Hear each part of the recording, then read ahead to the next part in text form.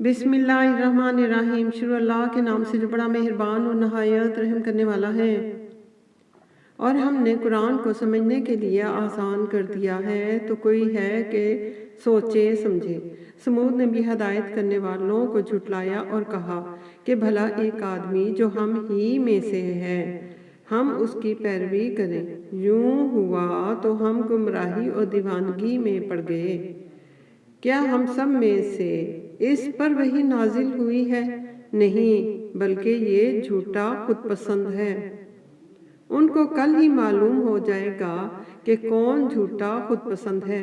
اے صالح علیہ السلام، ہم ان کی آزمائش کے لیے اونٹنی بھیجنے والے ہیں تو تم ان کو دیکھتے رہو اور صبر کرو، اور ان کو آگاہ کر دو کہ ان میں پانی کی باری مقرر کر دی گئی ہے۔ ہر باری والے کو اپنی باری پر آنا چاہیے۔ تو ان لوگوں نے اپنے رفیق کو بلایا اور اس نے اونٹنی کو پکڑ کر اس کی کونچیں کاٹ ڈالی۔ سو دیکھ لو کہ میرا عذاب اور ڈرانا کیسا ہوا۔ اور ہم نے ان پر عذاب کے لیے ایک چیخ بھیجی تو وہ ایسے ہو گئے کہ جیسے باڑ والے کی سوکھی اور ٹوٹی ہوئی باڑ۔ اور ہم نے قرآن کو سمجھنے کے لیے آسان کر دیا ہے تو کوئی ہے کہ سوچے سمجھے۔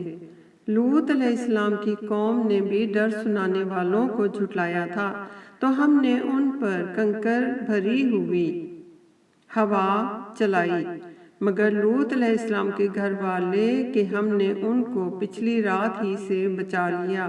اپنے فضل سے شکر کرنے والے کو ہم ایسا ہی بدلہ دیا کرتے ہیں۔ اور لوط علیہ السلام نے ان کو ہماری پکڑ سے ڈرا بھی دیا تھا، مگر انہوں نے ڈرانے میں شک کیا اور ان سے ان کے مہمانوں کو لے لینا چاہا۔ ہم نے ان کی آنکھیں مٹا دیں، سو اب میرے عذاب اور ڈرانے کے مزے چکھو۔ اور ان پر صبح سویرے ہی اٹل عذاب آ نازل ہوا، تو اب میرے عذاب اور ڈرانے کے مزے چکھو۔